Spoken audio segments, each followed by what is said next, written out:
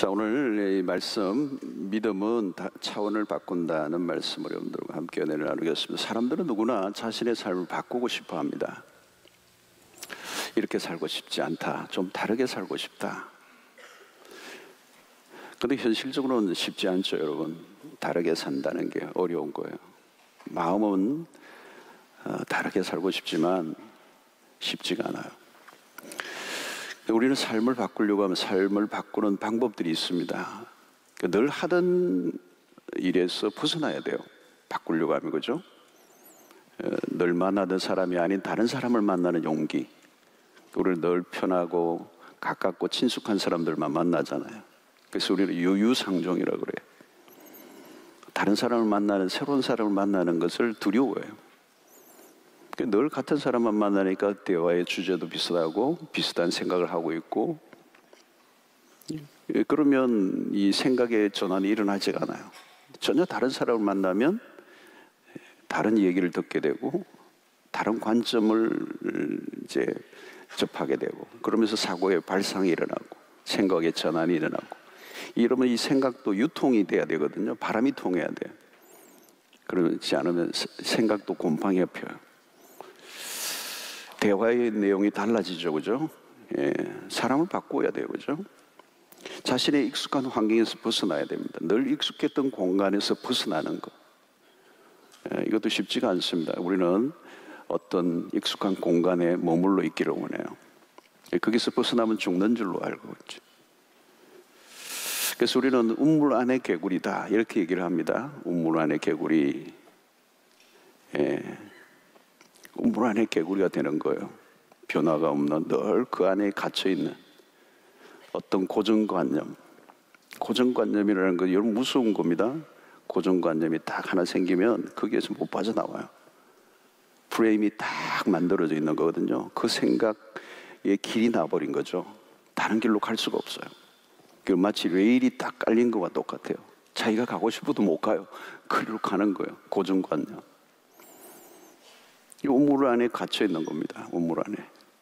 여러분, 우물 안에 있는 개구리는요, 아무리 점프를 높이 해도 우물 안이에요.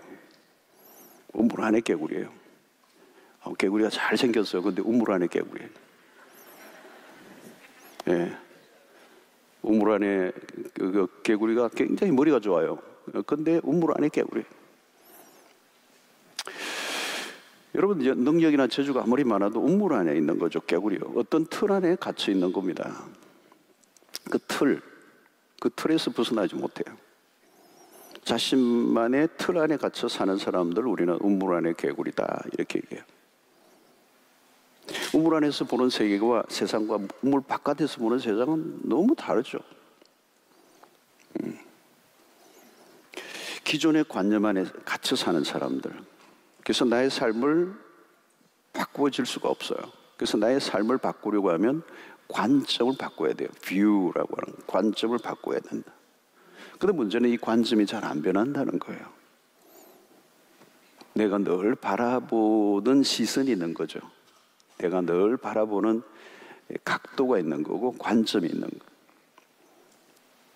관점을 바꾸면 이전에 안 보이던 게 보이기 시작하죠.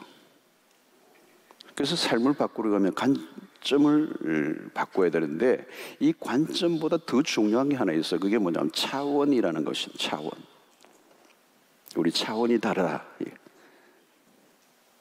이 차원이라는 말은 이 물리학적 용어입니다. 물리학적 용어.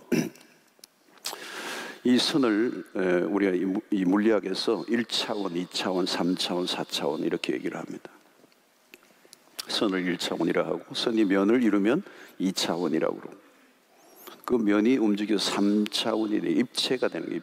입체로 만들어진 3차원이 공간이 만들어지는 거죠. 그리고 우리가 이런 공간 안에 있는 것은 3차원이라고 볼 수가 있는 것입니다. 그래서 눈에 보이는 이런 사물, 이런 공간, 심지어는 지금 이 공간 안에서 지나고 있는 시간도 바로 이 3차원의 세계라고 할 수가 있습니다. 그런데 여러분, 4차원은 다른 것입니다. 시공의 이 개념을 뛰어넘는 세계. 예. 이 3차원에서는 4차원의 세계가 안 보입니다. 예. 성경 안에서 일어난 기적들이 있죠. 홍해가 갈라지고 베드로가 물 위를 걷고 오병이어의 사건들, 이건 다 사실은 4차원적 사건들이에요. 어떻게 그런 일이 일어났는지 사람들이 이해가 안 됩니다. 그런 일이 눈앞에서 일어나도 자기의 3차원의 세계에서 그것을 보기 때문에 이해가 안 되는 거예요. 이해가 안 되니까 받아들이지 않는 거죠. 이건 사기일지도 몰라. 내가 잘못 봤을지도 몰라. 예. 사람들이 안 믿어진다고 말합니다. 그건 당연한 거예요. 안 믿어지는다는 말은 나의 차원을 넘어선 세계이기 때문에.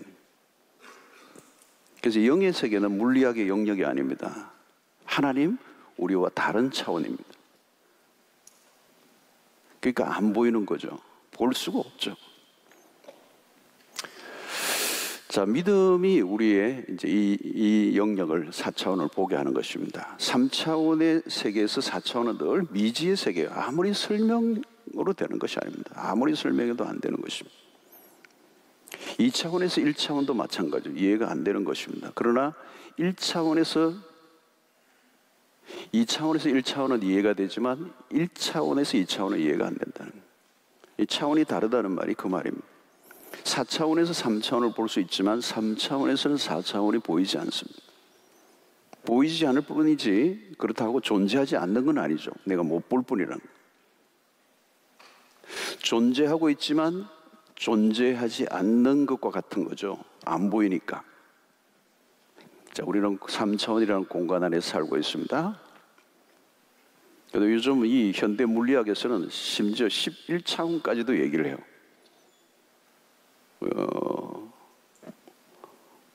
그런데 어려워서 우리는 설명해도 몰라요. 그 차원 자체를 설명해도 우리는 이해를 할 수가 없어요. 얼마나 많은 차원이 있다는 거죠. 자, 믿음이란 무엇입니까? 이 3차원을 넘어서는 세계, 넘어서는 경험. 그래서 믿음을 가지는 순간 보는 것이 달라지게 되는 것이죠. 전혀 다른 세상을 본다는 거예요. 사도 요한이 밤모섬에 유배를 당해 있습니다. 꼼짝할 수 없는 유배를 당한 상황에 있지만 그런 3차원의 세계에서 4차원을 보는 거죠. 그게 뭐예요, 여러분? 사도 요한이 본 것이 새 하늘과 새 땅을 보는 거예요. 환상을 보는 겁니다. 새 하늘과 새 땅. 미래에 이루어질 나라를 보는 거죠. 이 봤다는 말은 지금 물리적인 이 3차원의 세계를 본 게 아니에요. 다른 세계를 본 겁니다. 바울 사도도 마찬가지죠. 이끌려 하늘에 갔다는 거죠. 그래서 3차원이 아니고 어떤 다른 세계. 눈에 보이지는 않죠. 근데 바울도 그것을 다른 사람에게 얘기를 하지 않았습니다. 자기가 그런 경험을 했다는 것을 간접적으로 표현하죠. 사람들이 미쳤다고 하죠. 여러분, 영의 눈이 열리지 않은 사람은 예수 믿는 사람들이 하는 말들이 다 뻥이라고 그럽니다. 예. 아, 목사들 저 사기친다, 사기친다. 굴하다, 뭐 이러죠. 관점이 다른 사람과 대화를 하면 어떻게 돼요? 답답하죠. 차원이 다른데 대화가 될까요? 대화가 안 되는 것입니다. 당연한 거예요. 미쳤다고 그래요. 자, 오늘 1절 말씀 보십시오. 믿음은 바라는 것들의 실상이요, 보이지 않는 것들의 증거니 선진들은 이로써 증거를 보았다. 엄청난 말씀이에요. 1절의 말씀. 바라는 것들의 실상, 보이지 않는 것들의 전. 믿음은 우리의 눈을 완전히 바꾸어 놓는다는 거예요. 믿음은 우물 안에서 우물 바깥으로 나오는 거예요. 여러분, 우물 안과 우물 바깥이 엄청나게 다른 거예요. 다른 것이 보이는 거죠. 이전에 보이지 않는 것들이 보이는 것입니다. 보이는 것이 달라지면 삶은 바뀝니다. 믿음은 다른 차원을 본다는 거죠. 그래서 실상과 허상이 구분이 되는 것입니다. 그래서 오늘 3절의 말씀이 특별히 중요한데요. 믿음으로 모든 세계가 하나님의 말씀으로 지어진 줄을 우리가 아나니 보이는 것은 나타난 것으로 말미암아 된 것이 아니니라. 보이는 것은 나타난 것으로 말미암아 된 것이 아니니라. 오늘 여러분들이 눈에 보이는 것들은 이 보이는 것들에 의해 나타난 것으로 우리의 눈에 보이는 3차원의 세계에서로 만들어져 있는 것이 아니라는 거예요. 그럼 뭘까요, 여러분? 눈에 보이지 않는 것에 의해서 눈에 보이지는 것들이 만들어졌다는 거예요. 자, 우리의 눈으로 보이는 것들은 보이지 않는 것들에 의해서 이루어진 것이다. 보이는 것이 아니라 보이지 않는 것에 움직여지고 있다는 게 모든 게 지금 우리가 이 눈에 보이는 것에 의해서 모든 게 움직여지고 있는 것 같은데 그렇지 않다는 거예요. 이런 믿음을 가진 사람은 이것이 이해가 됩니다. 이해가 돼요. 그러나 믿음이 없는 사람은 무슨 말씀인가 이해가 안 돼요. 사람들은 드러난 현상만 보기 때문에 물질계, 그죠? 3차원이 물질계. 이 물질계, 이 눈에 보이는, 손에 잡히는 것, 우리의 이 피부에 느껴지는 것, 우리의 입으로 맛을 보는 이 오감의 세계만 있다고 믿는 것이죠. 그런데 믿음의 눈을 열면 물질계는 아주 일부에 불과하다. 여러분, 내가 무엇인가를 볼 때도 마찬가지고 이 3차원의 세계도 마찬가지고 내가 지금 뭘 본다면 보는 순간 못 보는 게 더 많아요. 우리가 손으로 만졌다고 그게 전부가 아니에요. 귀로 들었다고 그게 전부가 아니라는 거예요.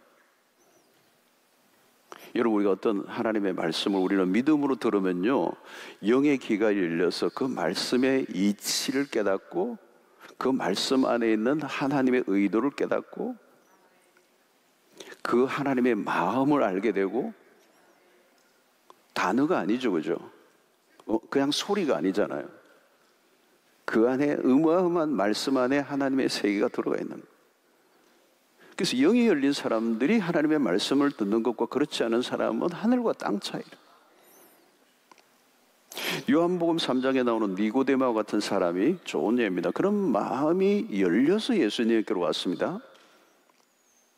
당대 최고의 지성인입니다. 그러나 예수님의 말씀을 못 알아듣습니다. 못 알아들어요. 예수님과 대화하는데 동문서답을 자꾸 하는 거예요. 예수님이 거듭나야 된다 그러니까 내가 어떻게 어머니 뱃속에 다시 들어갈 수 있습니까? 뭐 이런 얘기 하잖아요.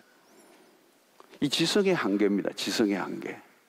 지성의 한계. 지식의 세계에서 볼 수 있는 것의 한계.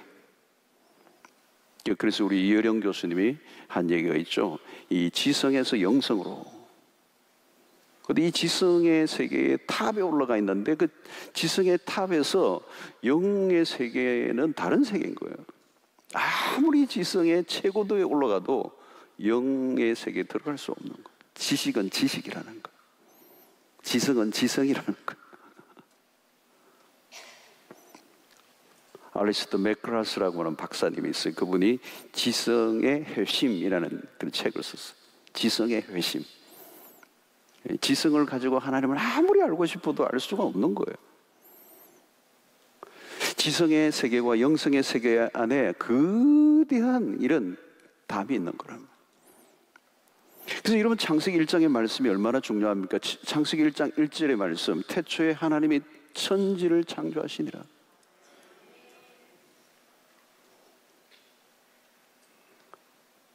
믿음을 가진 사람은요, 이 말씀이 그대로 막 우리의 영혼에 확 들어옵니다. 막 들어와요, 그냥. 하나님이 창조하지 않으셨다면 누가 도대체 창조할 수 있느냐. 이 어마어마한 세계, 하나님이라는 존재를 우리가 인정하고 그것을 믿음으로 받아들일 때 이 어마어마한 우주의 창조의 모든 그런 것들이 우리의 영혼 안에 확 들어오는 거예요.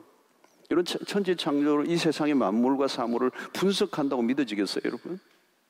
사물을, 하나님을 누가 분석할 수가 있겠습니까, 여러분? 하나님을 믿고 나면 하나님이 하신 일은 저절로 믿어져요.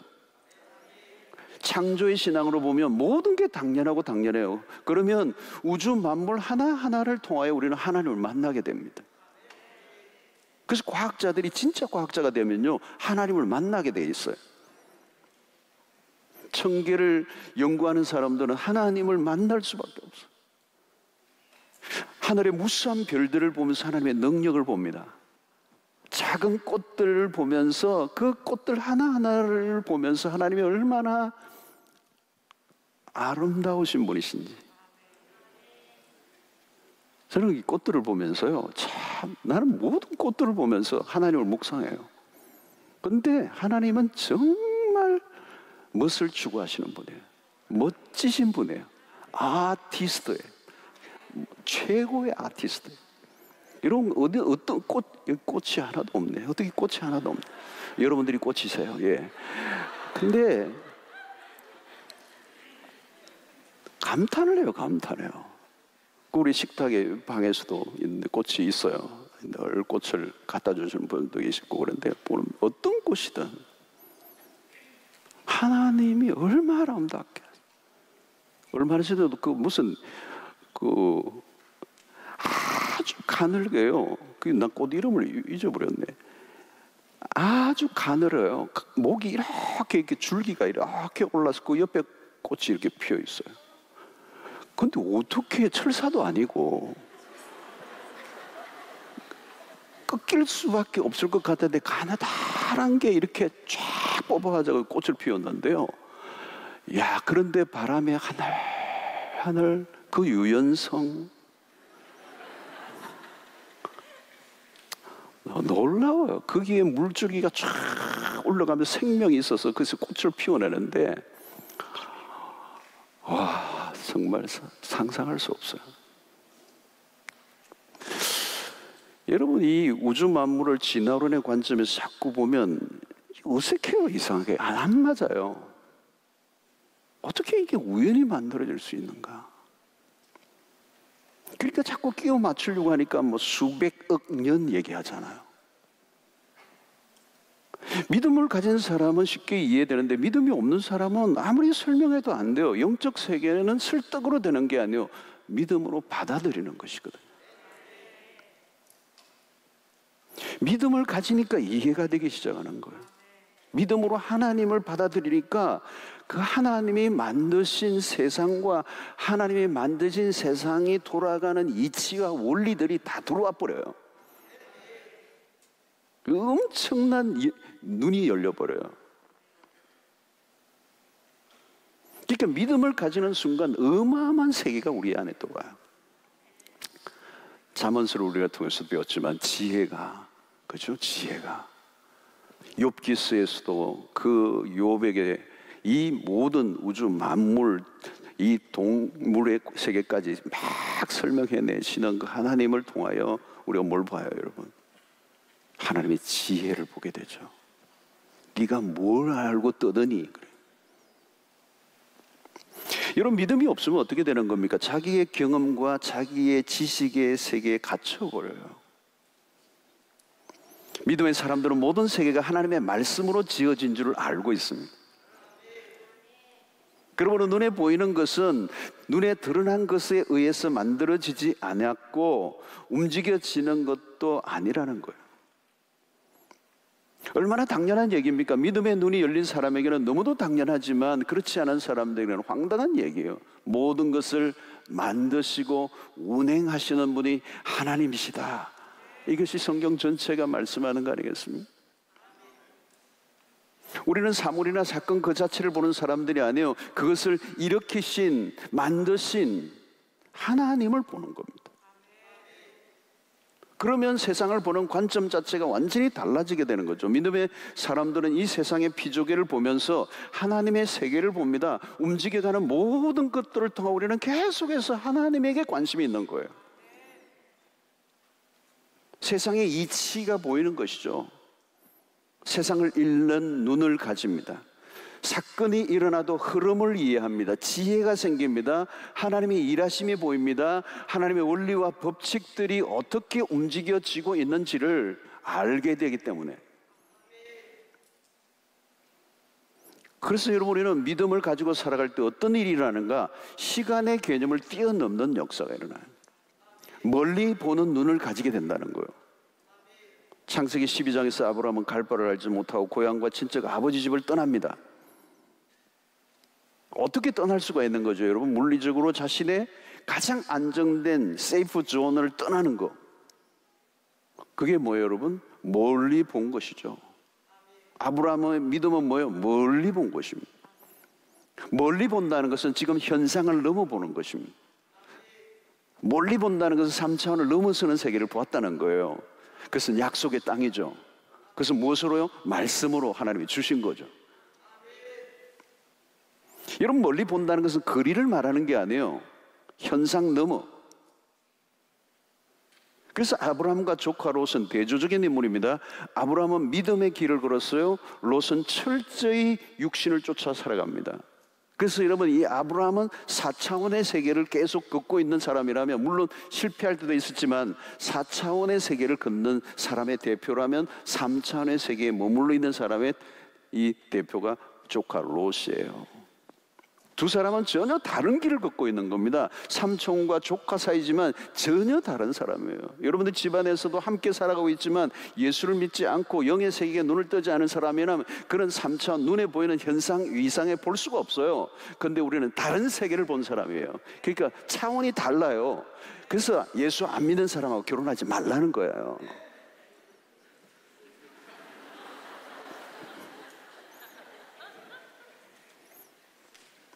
차원이 다른데요. 그런 관점은 당연히 다르죠. 못 살아요. 그래서 여러분, 이 두 사람의 길이 철저히 나누어져요. 갈수록 벌어지잖아요. 처음에는 같이 출발했는데 한 사람은 다른 세계를 본 거예요. 근데 한 사람은 눈앞에 있는, 당장 눈앞에 있는 현실적인 것을 쫓아가잖아요. 현실의 이익. 마치 당근을 쫓아가는 돼지하고 똑같아요. 가니까 도살장으로 간 거잖아요. 이 두 사람의 길이 철저히 나누어지게 된 게 뭐예요? 그게 믿음이고 보는 눈이 달랐다는 거예요. 차원이 달랐다는 거예요. 롯은 시공간에 갇혀 있으니까 현상 밖에는 볼 수가 없어요. 현상 너머를 볼 수 없으니까 당연한 거예요. 당연한 거예요. 아브라함은 시공간을 넘어보았어요. 믿음이에요. 믿음. 여러분, 믿음을 가지지 않으면 가장 많이 벌어지는 현상이 뭐예요? 증상이 근시안입니다. 근시안. 멀리 보는 눈이 없어요. 육신적인 만족이 그를 이끌고 가죠. 롯을. 이전보다 좀 더 쾌적한 환경이면 오케이. 좀 더 나은 보장을 해주면 오케이. 눈앞에 벌어지는 실리적 이익 외에 볼 수 있는 눈이 없어요. 그 너머를 보는 눈이 없다는 거예요. 이런 문제가 터질 때 너무 가까이 문제를 들여다보지 마세요. 눈을 떼야 돼요, 여러분. 믿음은 뭐예요? 멀리 보는 거예요. 이런 믿음이 자라면 자랄수록요, 더 멀리 보게 됩니다. 너머를 본다, 현상 너머를 본다는 것. 믿음은 시간을 통해서 만들어집니다. 초기에는 멀리 보지를 못해요. 당장 문제가 터지면 조급해지고, 아브라함도 그랬죠, 여러분. 조급해지니까. 여러분, 믿음의 반대는 뭔지 아세요? 조급증이에요. 왜? 당장에 지금 이 앞에 현상에 그냥 빠져들기 때문에 조급해지는 거예요. 그래서 조급하니까 문제를 빨리 풀려고 하다가 실수하는 거예요. 그래서 아브라함이 아내의 몸종 하갈을 통하여 이스마엘을 낳고 말죠. 역사의 거대한 과오를 범하고 맙니다. 급한 거예요. 급한 거예요. 사고를 친 거잖아요, 여러분. 조급증이 생기면 믿음을 떠날 가능성이 굉장히 높습니다. 조급해지는 거 굉장히 위험해요. 여러분, 지금 어떤 문제 때문에 자꾸 마음이 자꾸 다급해집니까? 빨리 엎드리세요. 믿음을 달라고, 멀리 보게 해달라고, 이 문제에서 떼어져서 좀 그것을 보게 해달라고. 신앙을 가지고 살아갈 때 신앙과 현실의 간격이 항상 있게 되잖아요, 여러분. 우리의 가장 큰 어려운 문제는 여기에 있는 거죠. 약속과 현실의 차이가 이렇게 거리가 벌어질 때. 근데 여러분, 그때가 믿음의 훈련 기간입니다. 그 기간을 지내야 돼요, 여러분. 인내해야 된다는 거. 위급할 때, 내 생각대로 돌아가지 않을 때, 그때 믿음의 테스트를 거쳐야 되는 거예요. 조급증을 이기는 길이 뭘까요? 믿음의 길이에요. 믿음의 길은 구체적으로 어떤 것입니까? 아브라함은 갈 바를 알지 못하고 갈대아 우르를 떠났다고 했습니다. 목적지도 몰랐습니다. 현상적으로는 아무것도 보이지 않았어요. 남들이 보면 다 미친 짓이죠. 그러나 아브라함이 떠나게 한 힘은 믿음이고, 그 믿음은 어떻게 구체적으로 드러났습니까? 그게 창세기 12장 4절의 말씀. 이에 아브라함이 여호와의 말씀을 따라갔고, 여호와의 말씀을 따라갔고. 말씀은 보이지 않죠, 여러분. 들리는 거죠. 믿음을 따라 살아간다는 것은 말씀을 따라가는 삶이에요. 롯은 그냥 삼촌을 따라간 거죠. 눈에 보이는 삼촌, 우선 나에게 이익이 되고 나에게 도움이 되고 혈육이 되니까, 의지가 되니까 그 삼촌, 사람을 따라간 거, 현상을 따라간 사람. 아브라함은 말씀을 따라갔고, 상황을 따라간 게 아닙니다. 말씀을 따라가는 거예요. 말씀을 따라가면 처음에는 상황이 더 어려워질 수 있습니다. 틀림없이 여러분, 하나님의 말씀을 따라 순종하고 가는데 어려워질 수 있습니다. 어려워질 수 있어요. 인간적인 계산을 넘어선 일이 반드시 벌어져요. 그게 말씀과 현실의 괴리입니다. 아브라함에게 주신 약속이 뭡니까? 너로 큰 민족을 이루고 너로 장대하게 하겠다. 하나님이 얼마나 많은 약속을 주셨습니까? 그러나 아들은 하나도 없는 상황 속에서 너무도 황당하게 들리는 말씀이죠. 여러분, 말씀을 따라간다는 말은 쉬운 것이 아니죠. 여러분, 오늘 우리는 붙들어야 될 게, 말씀이 반드시 현실이 될 것이다. 말씀을 믿어야 돼요, 여러분. 현상을 믿으시면 안 돼요. 상황을 믿으면 안 돼요. 말씀이 현실이 되는 거예요. 말씀이 현실이 될 것을 믿는 사람들, 멀리 보는 겁니다. 멀리 보는 거예요. 멀리 보는 것이죠. 자, 모세가 바로의 공주의 아들이라 칭함을 받는 것을 거절했습니다. 히브리서 11장 26절을 보면 그리스도를 위하여 받는 능력을 애굽의 모든 보화보다 더 큰 재물로 여겼으니 이는 상주심을 바라봄이라. 당장 주어지는 화려한 조건들, 애굽의 모든 보화보다 더 큰 재물로 여겼다. 그리스도를 위하여 받는 능력을. 여러분, 뭐예요? 가장 그 끝에 중요한 것이 뭐예요? 바라봄이라. 이는 상 주시는 주심을 바라봄이라. 누구를 하나님을 바라보았다는 거예요. 현상을 보는 것이 아니라 말씀을 보는 거고 하나님을 바라보는 거예요. 그래서 모세는 애굽의 모든 보화보다 하나님을 실제로 본 것입니다. 하나님과 하나님 나라가 보이면 세상의 보화들은, 애굽의 모든 보화도 쓰레기처럼 보인다는 거예요. 바울도 마찬가지죠, 여러분. 그리스도에게 눈이 열리고 나니까 모든 게 배설물로 여긴다는 거예요. 여러분, 이거 아닙니까? 오늘 이 본문도 모세도 마찬가지예요. 애굽의 모든 보화도 별거 아닌 거라는 거죠. 여러분, 하나님의 나라가 보이면 세상의 것들에 대해서 별로 감동받지 않습니다. 놀라지 않습니다. 놀랄 일이 없습니다, 여러분. 세상의 것에 부러워할 것도 하나도 없고요. 눈이 열리지 않으면 조그마한 손해를 봐도 억울해서 못 삽니다. 뭐 다 뺏겼다고 생각하고. 여러분, 보이지 않는 것을 본 사람은 빼앗긴 게 하나도 없어요. 진짜는 빼앗기지 않아요, 여러분. 하나님의 나라는 빼앗기지 않습니다. 하나님의 자녀의 그 권세는 빼앗기지 않습니다. 우리에게 주신 구원은 빼앗기지 않습니다. 진짜는 안 뺏겨요, 여러분. 그 어떤 분은 예수 믿는데 자꾸 억울해하는 사람들이 있어요. 억울해할 거 하나도 없어요, 여러분. 다 빼앗겨도 억울할 필요가 없어요. 우리에게 진짜는 빼앗기지 않아요.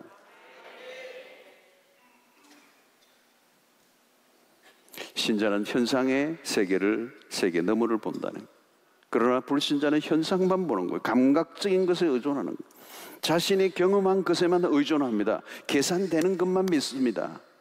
당장 내 손에 잡히는 실물, 은행, 계좌, 주식, 부동산만 바라봅니다. 그 이상은 보지 못해요. 그러나 여러분, 신자는 다른 것을 보여요. 영의 눈을 뜨면 여러분, 이 세상에 눈에 보이는 것들은 다 순위에 떨어져요. 그 가치를 보는 거잖아요, 여러분. 세상 사람들과도 경쟁하지 않습니다, 여러분. 눈이 열린 사람들, 멀리 보는 사람들, 현상이 아니라 하나님이 보여주시는 세계를 본 사람들은 이 세상에 사는 사람들과 차원이 다르기 때문에 3차원에 갇혀 있지 않고 4차원에 나와 있어요. 그것을 보고 있는 것이죠. 그 세상 사람들과 사업을 해도 다르게 하는 것이죠, 여러분. 세상의 사람들은 눈앞에 이익의 모든 것에 초점을 맞춥니다. 어떻게 하면 이익을, 단가를 줄여서 그냥 이익을 많이 창출해내냐.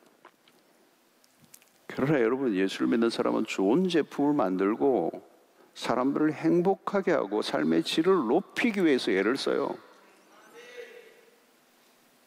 식품을 하나 만들어도 이걸 먹여서 얼마나 사람들이 더 건강해지고 그냥 윤택한 삶을 살게 할 것인가에 막 애를 쓰는 거예요. 그러다 보니까 이익은 줄어들겠죠, 우선은. 근데 여러분, 그게 결국은 이기게 돼 있어요.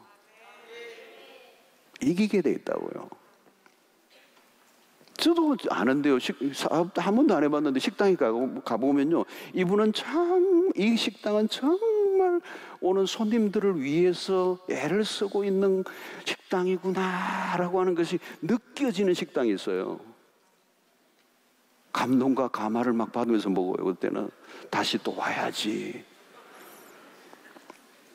어떤 식당에 가면 이 집은 우리 돈 버는 데만 목적이 있는 식당이구나, 이게 온몸으로 느껴지는 데가 있어요. 다시 안 와야지. 그렇게 하고.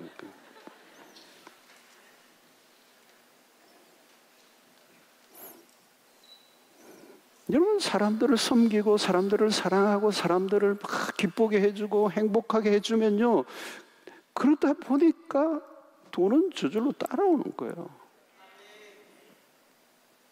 돈도 눈이 있어요. 돈독이 오는 사람은 돈만 밝히는 거예요. 돈을 당장은 벌 수 있는 것 같아 보이지만 결국은 망하게 돼 있어요. 돈만 밝히면 망하게 돼 있어요. 왜 망하는가? 하나님이 세상이 돌아가게 하는 법칙이 그렇게 되어 있기 때문에 그래요. 믿음의 눈이 열리면 하나님만 보이는 게 아니에요. 하나님의 만드신 원리와 법칙까지, 하나님의 그 만드신 원리들이 다 보이는 거예요.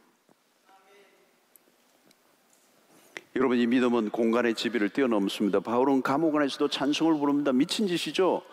분명히 육체는 감옥이라는 공간에 갇혀 있어요. 여러분, 고대 사회는 오늘 같은 감옥과 다릅니다. 칠흑같이 어두운 땅을 파가지고 그 지하에 그 음습한 곳에 갇혀 있는데 매도 맞고. 근데 여러분, 그가 찬송하잖아요. 찬송. 감옥 안에 찬송을 부르는 거예요. 여러분, 이 찬송했다는 말은 뭐예요? 하나님께 올려드리는 거잖아요, 여러분. 그러니까 이 바울의 영혼이 하늘에 닿아 있는 거예요. 감옥에서는 별을 볼 수 없어요. 그러나 믿음은 별과 달을 지으신 하나님을 보게 하신다는 거예요. 이게 초월이에요, 초월. 아무것도 보이지 않는데, 그 상황은 너무도 암울한데 이 모든 우주 만물을 지으신 그 하나님을 내가 눈으로 보니까 찬송이 나오는 것이잖아요. 전부 다 신음소리, 그냥 자글 하고 그냥 욕을 하고 있는 그곳에서 찬송을 하고 있는 그 영혼은, 그 영혼을 옥죄할 수 있는, 그 영혼을 가둘러 놓을 수 있는 것이 없어요. 상황보다 더 강력하게 다가와 계시는 하나님의 임재를 강하게 느끼고 있기 때문에. 여러분, 그러므로 믿음은 상황보다 하나님을 더 크게 보게 합니다. 믿음은 하나님의 임재가 더 선명하게 해주는 것이죠. 믿음의 사람들은 생각과 사고의 폭이 넓어집니다. 상황에 갇히지 않아요. 믿음은 그래서 보이지 않는 하나님을 보게 되는 것입니다. 그래서 3절 하반절에 보이는 것은 나타난 것으로 말미암아 된 것이 아니더라, 이 말씀이 그 말이에요. 하나님은 어디 계십니까, 여러분? 하나님은 어디에나 계세요. 모세가 어느 날 늘 다니던 광야의 길에서 전혀 낯선 풍경을 보죠. 불타는 가시떨기. 모세가 그 광경을 보기 위해서 가까이 다가갑니다. 하나님은 그 불꽃 떨기 가운데 계셨어요. 하나님은 보이지 않지만 하나님이 임재하신 거죠. 보이지 않지만 존재하시는 하나님. 모세는 그 하나님의 부름을 받습니다. 고통받는 백성을 구출하기 위해 애굽의 바로에게로 가죠. 그가 믿은 것은 오직 하나님. 그 불꽃, 그 가시떨기 가운데서 만난 그 하나님, 그 광야의 한가운데서 그를 이끌어내셨던 그 하나님, 임재하시는 하나님, 광야에서 함께 하셨던 하나님, 늘 지나치던 그곳에 하나님의 임재, 그 임재를 경험했던 모세는 두려움 없이 바로 앞에 가는 거예요. 바로라고 하는 거대한 애굽의 실체보다 더 강력한 임재로 함께 하시는 하나님을 보았기 때문에,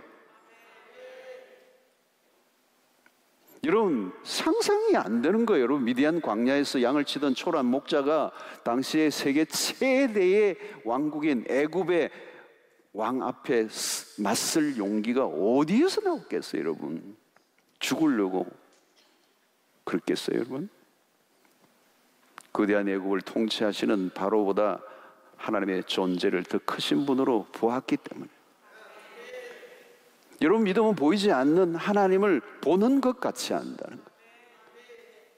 사람들은 보이지 않으면 존재하지 않는다고 합니다. 그러나 믿음은 보는 거예요. 하나님이 보이는 거예요. 겉으로 드러난 실제보다 더 실제이신 분이 하나님이시라는 겁니다. 사람들은 겉만 보죠. 그러나 드러난 것이 가능하게 한 힘. 그래서 믿음이 있다는 말은 무엇을 의미합니까? 하나님의 존재를 실제화해서 보는 거예요. 그래서 믿음이 강할수록, 믿음이 강하다는 말은 하나님의 존재를 더 선명하게 보는 겁니다. 하나님이란 존재가 선명하게 보이면 모든 게 달라져요, 여러분. 그래서 요셉을 보십시오. 요셉의 믿음이 어떻게 드러났습니까? 요셉의 믿음은 삶의 일상에 다 녹아있어요. 요셉의 스토리를 보면요, 요셉의 스토리 안에 요셉이 자기가 믿음이라는 단어를 사용하지 않았지만 그의 삶 모든 곳에 하나님이 녹아 있는 거죠. 요셉이 형에게 미움을 당하고 쫓겨나 이방에 팔려가지고 자기가 원하지 않던 삶으로 막 돌아가잖아요, 그죠? 자기가 계획하지 않았던 방향으로 계속 인생이 가는 거예요. 근데 어떻게 반응하죠, 여러분? 원망하고 불평합니까?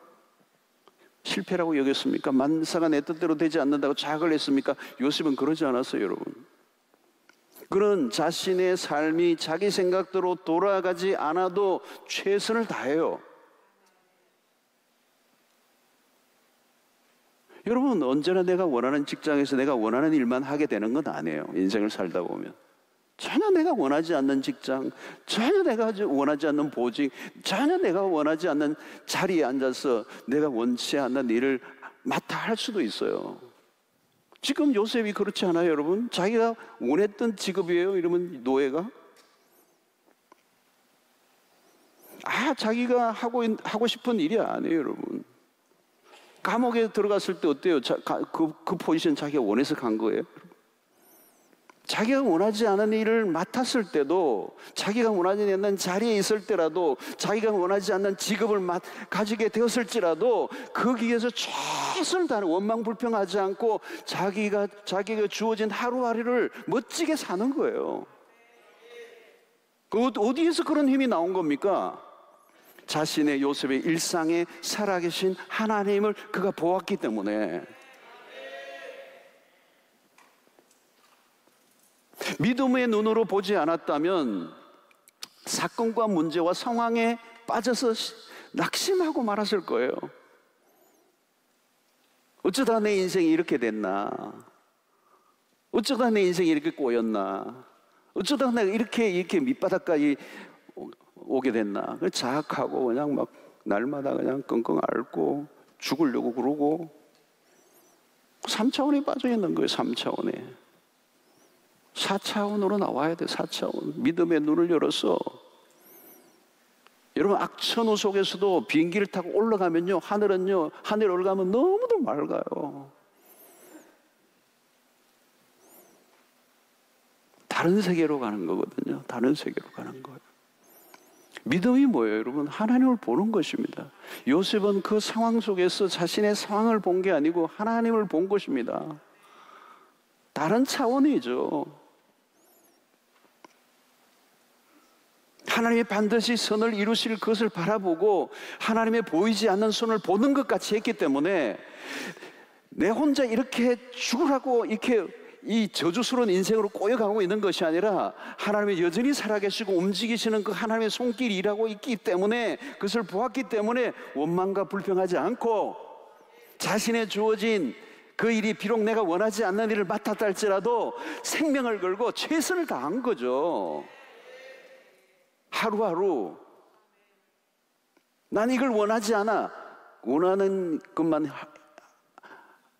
할 수 있나요, 여러분? 우리 인생이 우리가 원하지 않는 일들이 얼마나 많이 닥쳐요, 여러분.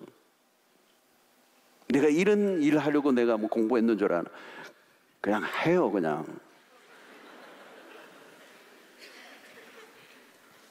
이런 집구석에 내가 그냥 와가지고 뭐 저거 그러지 마시고 그냥 기쁘게 룰루랄라 하세요.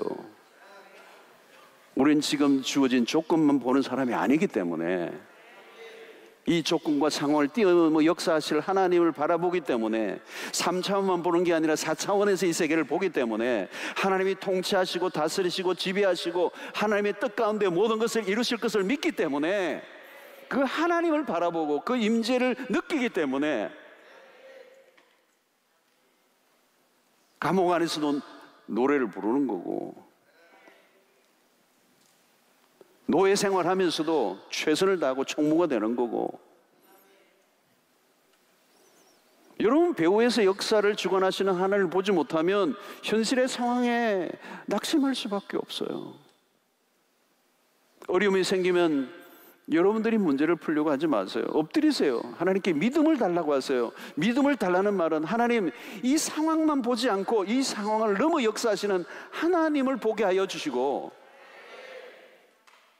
그 하나님의 능하신 역사를 보게 해 주십시오. 눈이 열려야 무엇을 보는 것입니까? 눈이 열려서 하나님을 보는 것입니다. 하나님이 안 보이면 문제 속에 휘말릴 수밖에 없습니다. 하나님이 우리의 편을 드시는 걸 보면 되는 거죠. 모든 것이 하나님의 손에 달려있다는 걸 본 거죠. 여러분, 하나님이 안 보이면 당황하고 두려워 떨게 되어 있습니다. 아까 우리 찬양도 모든 시선을 주님께 돌려야 돼요. 그분의 능력으로 일하시는 것을 보게 되는 거잖아요. 그때 우리는 두려움이 사라지게 될 것이고, 눈에 보이는 것들에 의해서 모든 게 좌지우지될 것처럼 보이지만 그렇지 않아요. 모든 사건과 일들을 넘어 역사하시는 하나님의 손길에서 모든 것은 결정된다는 거. 성경 창세기부터 요한계시록까지 끊임없이 얘기하는 게 그 얘기잖아요, 여러분. 태초에 하나님의 천지를 창조하셨던 그분이 마지막 날 새 하늘과 새 땅을 완성시키실 알파와 오메가 되시는 그 하나님은 조금 더 실수가 없으시고 오차가 없으시고 무한한 능력으로 그분의 뜻대로 이루실 그분을 바라보는 사람들은 3차원의 세계에서 무슨 일이 일어나도 낙심하지 않고 절망하지 않고 원망하지 않고 불평하지 않고. 연애를 받으면 여러분 눈이 열리는 겁니다.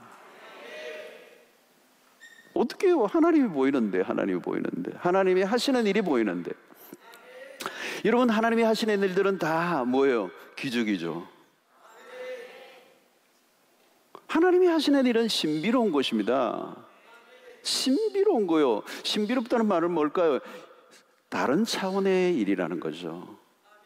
그래서 우리는 하나님이 행하시는 신비로운 일들을 성경을 통해서 수없이 보았고 우리의 삶 속에서도 날마다 일어나는 것을 보았습니다. 우리는 다른 차원을 경험했습니다. 이미 세상 사람들이 말하는 상식과 세상 사람들이 말하는 지식의 세계에서 일어날 수 없는 이성의 세계를 뛰어넘는 역사. 그래서 우리는 이게 하나님이 하시는 일구나 라고 하는 것을 얼마나 많이 발견했어요, 여러분. 그 간증을 한다면 여러분, 이 밤을 세우고도 다 얘기하지 못할 이야기들이 얼마나 많았어요. 여러분, 우리 인생의 수없는 사건과 일들 속에 하나님은 얼마나 기이하고 놀라운 신비스러운 상식적으로 설명이 안 되는 일들을 얼마나 많이 경험했습니까? 어떤 사람은 우연이라고요? 우연이 뭐 그렇게 많이 일어나요? 그건 우연이 아니에요.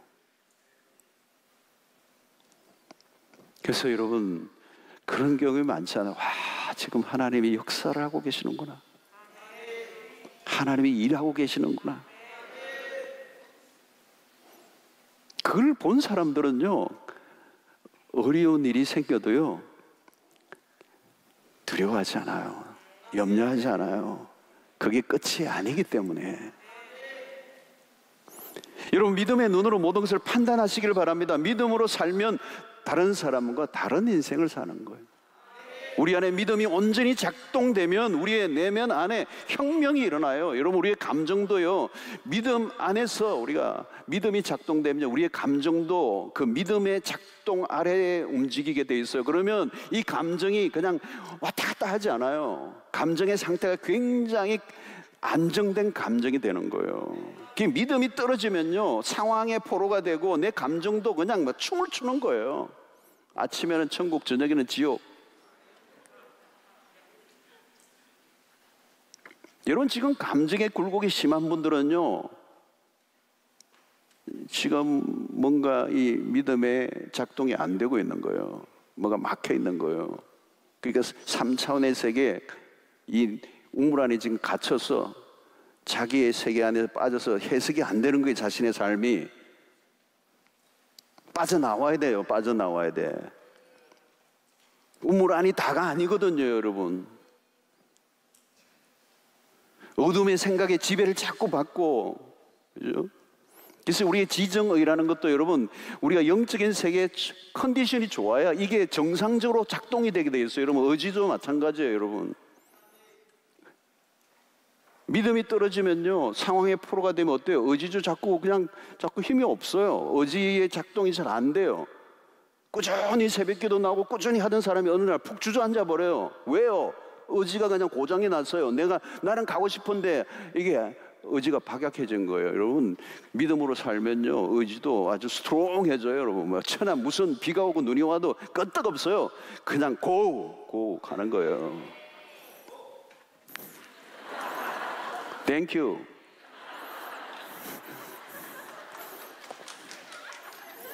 이중원으로 설교가 되고 있어요. 여러분, 규칙적으로 지금 내 삶은 기도가 응답이 당장은 일어나지 않아도 낙심하지 않고 기도의 자리에 앉아있게 만드는 그게 믿음이에요. 그게 믿음. 기도 응답받고 룰루라, 그게 다가 아니에요, 여러분. 믿음의 삶이라고 하는 것은 응답되지 않아도 상황이 거꾸로 가도 의지적으로, 그리고 내 감정을 유지한 상태에 기도의 자리에 앉아서 하나님을 바라보고 있는 거. 그래서 오늘 여러분들도 이 철학기도에 나온 것 자체가 믿음의 행위란 말이죠. 믿음의 행위. 하나님을 바라보기 때문에, 시선을 하나님께 두기 때문에, 상황에 빠져 있는 사람은 입을 뒤집어 쓰고 있어야지.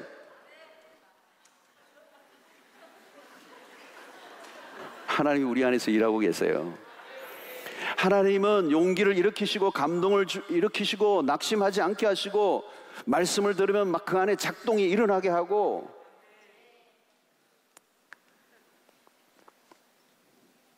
여러분, 아브라함이 말씀을 따라갔다고 했잖아요. 그 안에 신비로운 게 있는 겁니다. 아무것도 보이지 않는데 말씀을 들으면 그 말씀이 그로 하여금 가게 하는 거예요.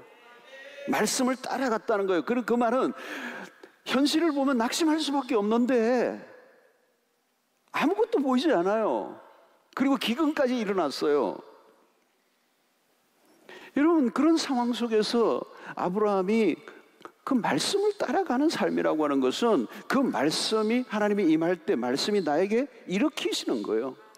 상황에도 불구하고 가라는 거예요. 움직이라는 거예요. 순종하라는 거예요. 일단 가라는 거예요. 그래서 아무것도 보이지 않는데 말씀이 들리면 힘이 난다는 거예요. 힘이 난다. 그래서 여러분 말씀을 자꾸 들으셔야 돼요. 오늘 또 이러면 말씀 가운데 어떤 말씀이 내 영혼에 꽂혀가지고 오늘 그냥 온 보람이 있는, 내가 저 말씀 들으려고 오늘 왔구나. 그래서 제가 설교를 1시간 하는 거예요. 어느 순간이라도 다 걸리도록 하기 위해서. 할렐루야. 희한해요. 어떤 분은 어떤 특이한 말씀에도 은혜 받아가지고 막 해보게 되고 그러더라고요. 신비로운 게 있는 겁니다. 말씀 안에. 말씀 안에 놀라운 신비가 있는 겁니다. 그 안에 능력이 있고 생명이 있고. 보이는 건 없는데 말씀 하나 붙잡고 갔다는 겁니다. 여러분 큐티를 왜 합니까? 여러분 큐티 매일 해야 되는 거예요. 큐티는 어제 말씀으로 오늘 못 삽니다. 오늘 말씀 오늘 필요해요. 오늘 살기 위해서는 오늘의 말씀이 필요한 거거든요. 그 세상 두 쪽이 나도 오늘 나에게 하나님의 말씀을 딱 한마디 주시면 그 말씀으로 충분히 삽니다. 오늘 살면 됐죠 뭐. 내일은 또 내일 주실 거고 오늘 그 말씀으로 살았으면 됐잖아요. 그래서 오늘 하나님이 나에게 말씀을 주시고 레마로 주시고 살아있는 말씀을 주셨다면 하나님이 내 인생 가운데 일하고 계시는 거예요. 내가 말씀을 듣고 은혜를 받았다는 그 말은 그 말씀을 통하여 나를 끌고 가시겠다는 겁니다. 그 말씀을 리빙 살아있는 말씀이에요. 그 말씀이 내 인생을 끌고 가는 거지 뭐 내 상황이 나를 끌고 간다고 생각하지 말라는 거죠.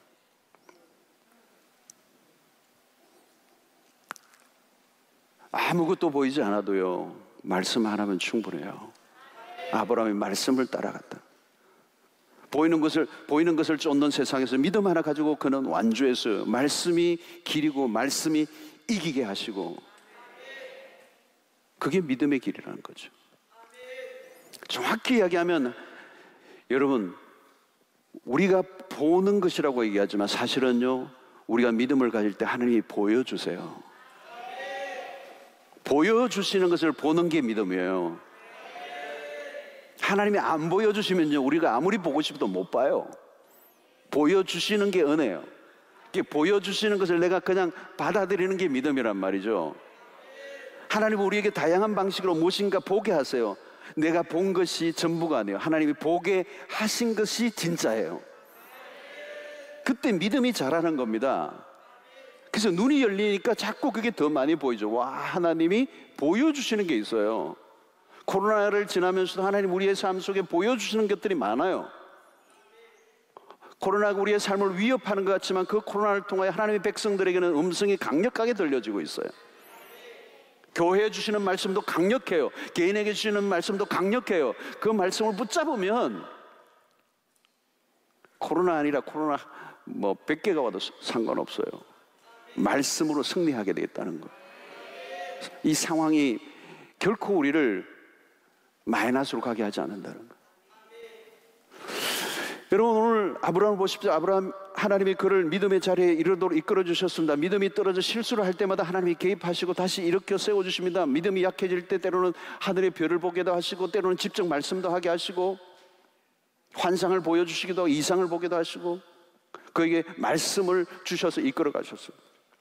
그 모든 것은 뭘까요? 아브라함 믿음의 조상이라고 하지만 그 아브라함이 믿음의 단계로 나아가게 하기 위해서 하나님이 얼마나 많은 것을 그에게 보여주셨느냐는 거예요. 그것이 하나님의 은혜입니다. 오늘도 우리가 여기까지 온 것이 하나님의 은혜입니다. 지금 믿음을 가지고 살고 있다는 것 특별한 은혜입니다. 우리의 삶은 이미 하나님의 손에 붙잡혀 있어요. 염려할 이유가 없다는 겁니다. 우리가 하나님을 보여주시는 것을, 하나님이 우리에게 보여주시는 걸 보면 승리합니다. 믿음의 수준은 다른 게 아니에요. 내가 하나님을 붙잡고 안간힘을 썼다고 여기지만 사실은 그게 아니에요. 하나님이 나를 붙잡고 있는 것을 내가 볼 때, 그게 요셉이나 모세나 성경에 나온 아브라함 모든 사람들은 뭐예요, 여러분? 성경을 가만히 보십시오. 그들이 하나님을 붙잡고 있는 게 아니라 하나님이 그들을 붙잡고 계신 거지 그들이 하나님을 붙잡고 있는 게 아니에요. 그러니까 눈이 열리니까 뭘 보여? 내가 하나님이 보이지 않을 때는 내가 막 강간 힘으로 내가 안 떨어지려고 막 그냥 악을 쓰고 있었는데 내가 믿음이 열리니까요, 하나님이 나를 꽉 붙잡고 있는 거예요. 하나님이 안 보일 때는 불안한 거예요. 내가 붙잡고 있었지만 내가 붙잡고 있는 거니까. 근데 믿음의 눈이 열리니까 하나님의 거대한 손길로 붙잡고 있는 거예요. 그게 보이는 거예요. 하나님의 군대가 둘러치고 있는 게 보이는 것처럼 엘리사에. 내가 잡고 있는 게 아니에요. 하나님이 나를 붙잡고 있는 것입니다. 그럼 끝난 거예요. 마귀도 어떻게 할 수 없습니다. 결론이 나 있어요, 여러분. 사랑하는 성도 여러분, 지금 눈에 보이는 것이 전부라면 우리는 당장 무너집니다. 여러분, 지금 눈에 보이는 이 현상이 우리의 삶의 전부라고 여긴다면, 우리의 믿음의 눈이 열리지 않고 이 상황만 다 그냥 거기에 몰두하고 있다면 여러분, 우리는 살 수 없습니다.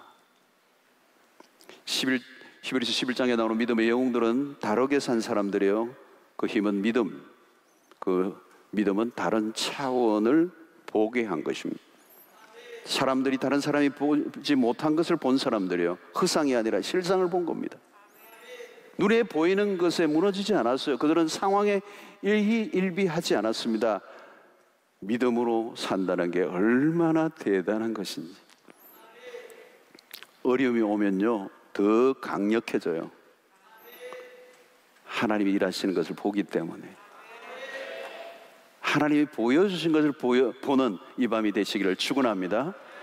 하나님이 보여주신 것을 보면 그 길을 따라가면 되는 것입니다. 그러면 이기게 돼 있어요. 다른 차원을 보면 되는 것입니다. 오늘 또 그 은혜가 기도하는 가운데 여러분들의 시야가 확 열려서 나 홀로 있는 게 아니고 나보다 더 크신 하나님이 나를 붙잡고 있다는 사실을 확신하는 은혜가 있게 되기를 축원합니다. 그래서 이 어두운 세상, 이 힘든 세상 믿음으로 뚫고 나아가는 4차원의 삶이 되시기를 주의 이름으로 축원합니다.